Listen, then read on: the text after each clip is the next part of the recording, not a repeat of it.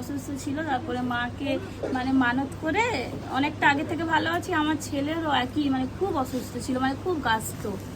তারপর আমাকে স্বপ্নে এই বাটি ঘটি আর এই গ্লাস এগুলো চেয়েছে, নিয়ে এসছে। আর আমার ছেলের নামে এই পুজোটা। আচ্ছা, নাম এটা মা চেয়েছে, স্বপ্নে হ্যাঁ, দেখিয়েছে। আমাকে এই 3টে চেয়েছে, সোমা সামন্ত আর আয়ুষ সামন্ত।